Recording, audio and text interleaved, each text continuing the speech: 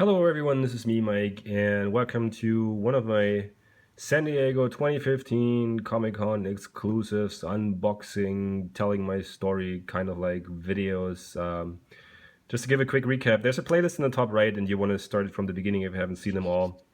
This was my very first time I've been at the con, and I got a little bit of an exclusive haul right here. This video is about the Jim Lee Blueline black and white Batman action figure that is a 2015 convention exclusive.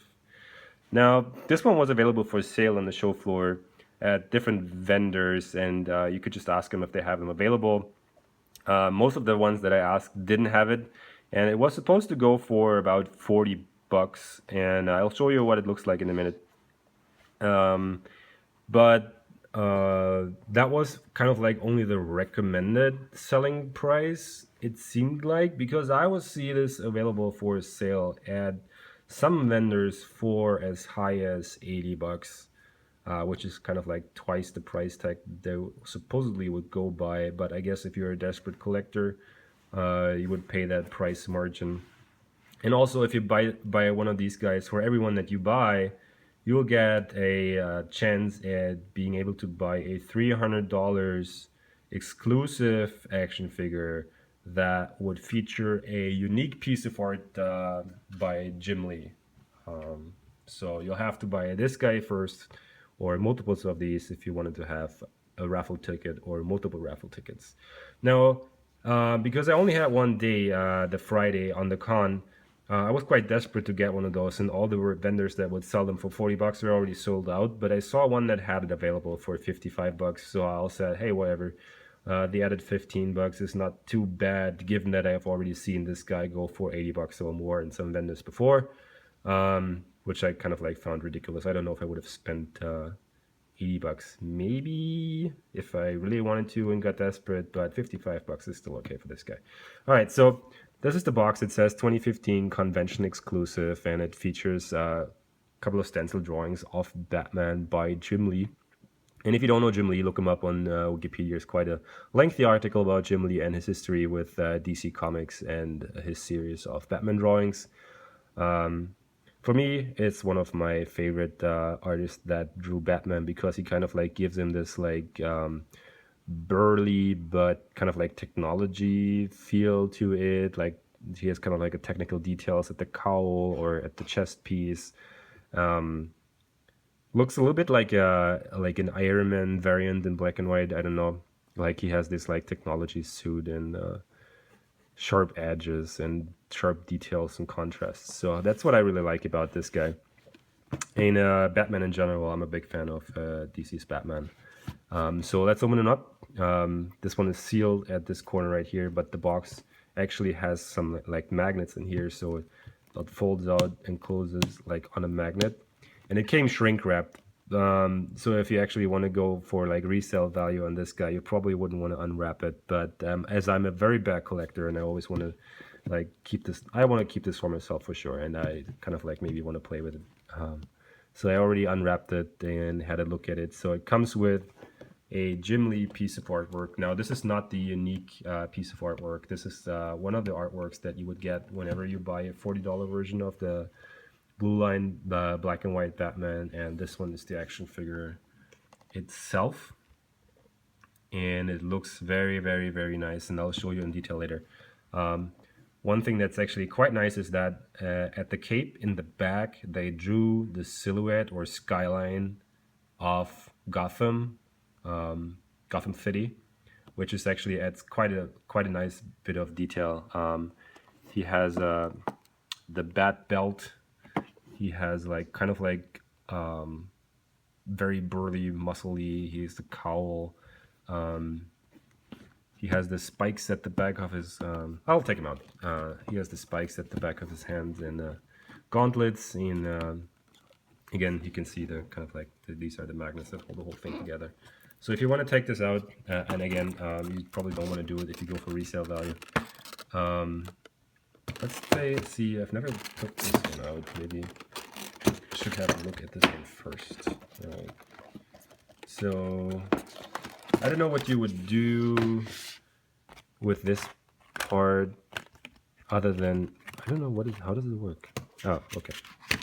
There we go. So this is actually a piece of cardboard that looks like as if someone stenciled on it.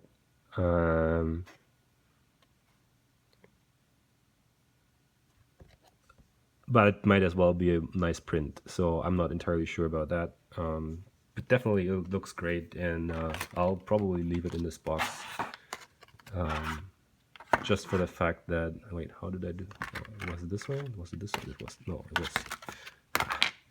was this way. So this one goes here, and then this one goes here. It looks quite nice in the box. It says signed by Jim Lee right here, and has a little bit of Jim Lee's backstory. Freeze frame if you want to read it. Yeah. And this piece actually would be replaced by the one exclusive art piece that you would get with the $300 version. I didn't win in the raffle, so I don't know. I can't tell you if I actually would have purchased the $300 version or not. Just for the fact that it is $300, and $300 is quite a bit of money. All right, so this one is the Batman, and I already removed all the clamps and things that held them into place because I already took them out once from the box just to see what it looks like, and I'm going to do the same thing right now.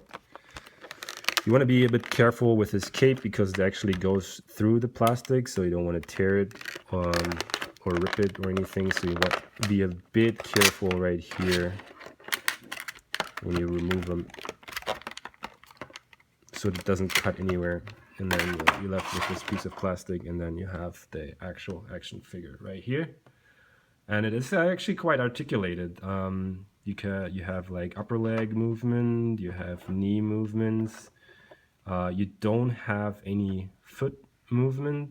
There's no articulation in the foot itself; it's stiff. There's no upper body movement, but then you can move the arms. You can actually move both arms, and you can move the elbow. There's no wrist movement involved whatsoever, and the head moves slightly. I don't know, just very slightly, I guess.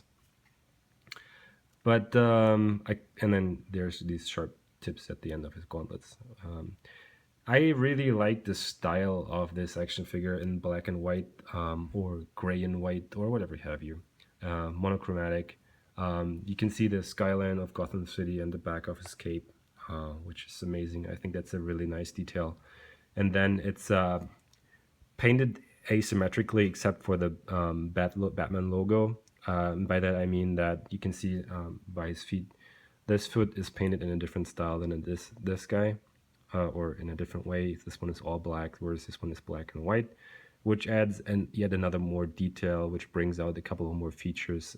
Chest piece painted asymmetrically, really nice. All white from the back, interesting.